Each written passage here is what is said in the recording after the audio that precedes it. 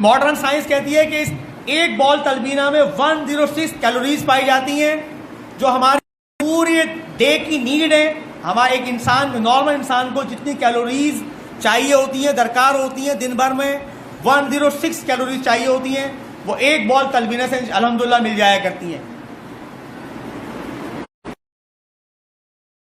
اب آتے ہیں حضور پاک صلی اللہ علیہ وسلم کی مبارک زندگی. چوتھا کیا کہ طب نبوی 4 چیزوں کا مجموعہ ہے: دوائیں، غذائیں اور علاج. علاج سے مراد یہاں پر حجامہ. یہ بہت سمجھ لیں. عام طور پر ایسے مدرسے کے طلبہ کہ جن کے بارے میں جب حدیث حجامے کی آئے سال پہلے وہ صرف پڑھا کرتے تھے، امتحان دیا کرتے تھے، پاس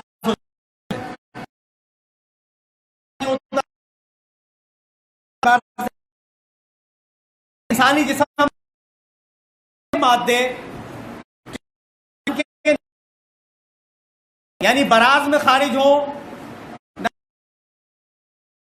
ان کو ایسے فارسی کو انگریزی میں کا جو عمل ہے وہ حجامہ ہے. اور ماڈرن ورلڈ کے اندر ایز این آلٹرنیٹیو میڈیسن یعنی متبادل علاج کے امریکہ میں یورپ کی یونیورسٹیز میں پڑھایا جا رہا ہے. یہ وہ علاج ہے جو حضور پاک صلی اللہ علیہ وسلم کو معراج کی رات عطا کیا تھا. آپ علیہ السلام کو 5 نمازوں کو تحفہ دیا تھا. ہمیں یہ تو یاد ہے 5 نمازوں کو تحفہ ملا تھا، مگر ہمیں یہ یاد نہیں ہے کہ وہاں سے حجامے کی مبارک سنت بھی ملی تھی. اس سنت کو غیروں نے اپنایا.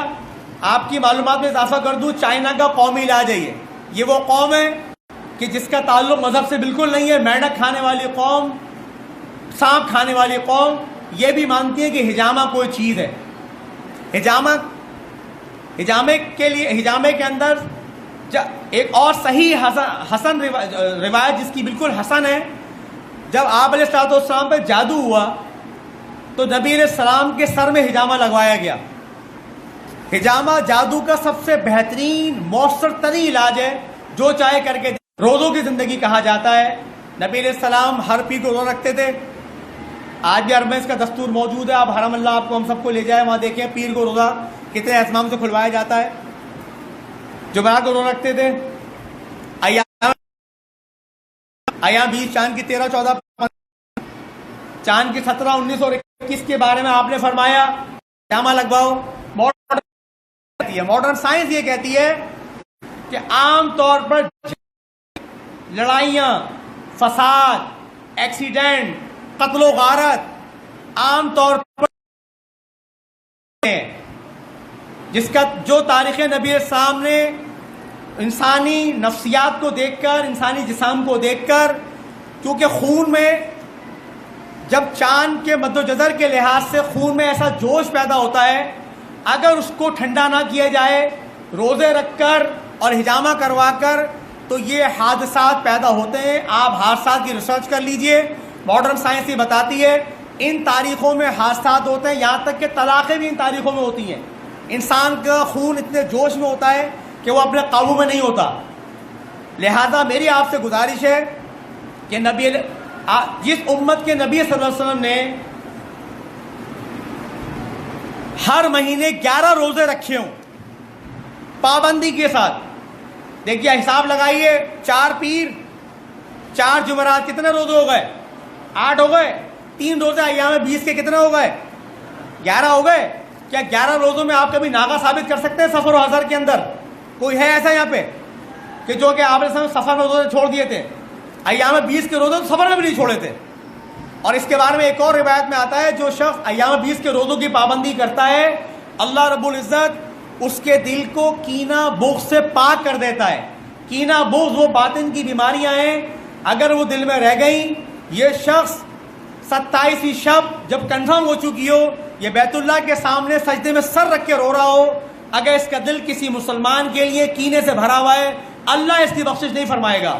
علماء کرام بیٹھے ہیں، آپ تصدیق کر سکتے ہیں ان کی، بشرط یہ کہ یہ کینے سے یہ کینے سے بغض سے توبہ نہ کر لے، لیکن جو شخص پابندی کے ساتھ ایام 20 کے روزے رکھے گا، اللہ تعالیٰ اس کے دل کو اس باطن کی بیماری سے پاک کر دیں گے، وہ دنیا سے پاک جائے گا، بشرطے کہ سنت پر زندگی میں عمل کر رہا ہو۔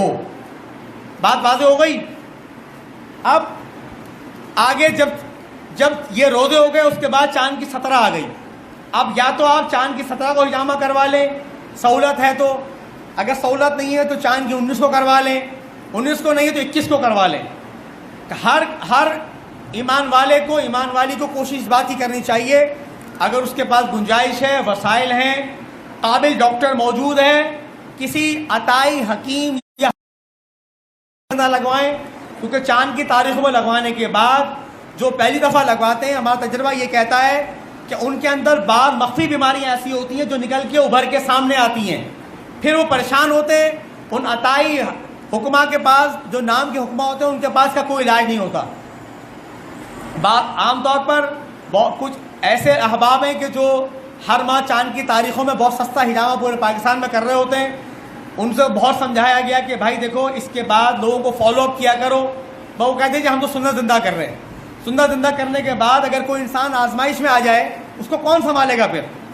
لہذا ہجامہ جب بھی کروائیں، کسی قابل طبیب، طبیبہ، حکیم، حکیمہ، ڈاکٹر سے کروائیں، کوالیفائڈ سے کروائیں، کسی بھی ایوری ٹام ڈک اینڈ ہیری جس کو کہ ایرا غیرن کو خیرہ کہا جاتا ہے، اس سے بالکل نہ کروائیں، بھلے اس کا جذبہ کتنا ہی خالص کیوں نہ ہو، کیونکہ بعد میں آنے والی بیماریوں کو آپ سہ نہیں سکیں گے، چیزوں کو جانتا ہی نہیں ہے، وہ کیا کرے گا؟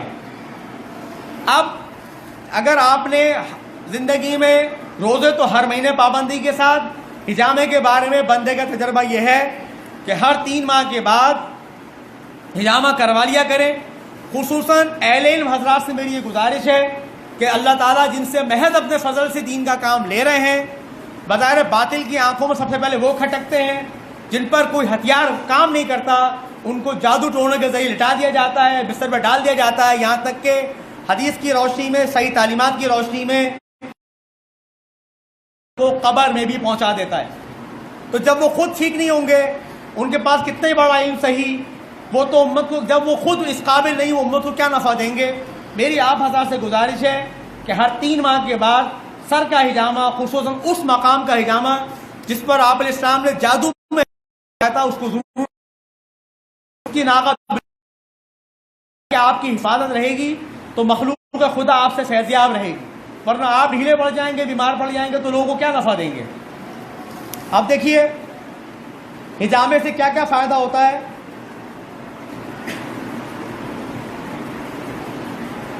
بہت سارے بیماریوں کا ایک طویل فہرست ہے، بیماریوں کی، خون کی خرابیاں ہوں، ہیموفیلیا ہو، ریمیٹک ڈیزیزز ہو، جوڑوں کے درد ہو، خصوصاً جب جسم میں اگر چاند کی تاریخ نہ بھی ہو، اگر جسم کے کسی اعضاء میں کسی باہر کی جگہ پہ درد ہو رہا ہے، دردوں کی جگہ پر ہجامہ لگوانے کا سب سے بہترین ٹائم وہی ہوتا ہے جب آپ کے درد اٹھ رہا ہے۔ ایگزیما ہو، ایکنی ہو، ہائی بلڈ پریشر ہو، میگرین ہو، یعنی آدھے سر کا درد ہو، بلند فشار خون ہو، جس انسان کی جلد کے اوپر دھبے ہوں، دانے ہوں، ڈپریشن کا علاج ہے، جادو کا علاج ہے، اور آسیب، نظر بد، اس کا علاج ہے۔ میں آپ کو ایک ایسا عجیب واقعہ بتاؤں، شاید آپ حیران ہو جائیں گے سن کے۔ پہلے تقریباً 6-7 سال کی بات ہوگی، اگست کا مہینہ تھا، رمضان میں آتے تھے، تو عصر کی نماز کے بعد ہمارے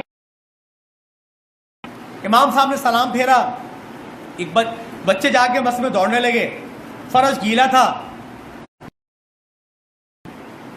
گرا تو وہ سر کے بل گرا، یہ حصہ اس کا ٹائل پہ لگا، تو بچہ بے تحاشا رویا، گھر پہ لے گیا اس کے والد، جب گھر پہ لے گئے اس کی مالش کی، روزہ کھلنے والا تھا، وہ کہنے لگا بابا مجھے آپ یہ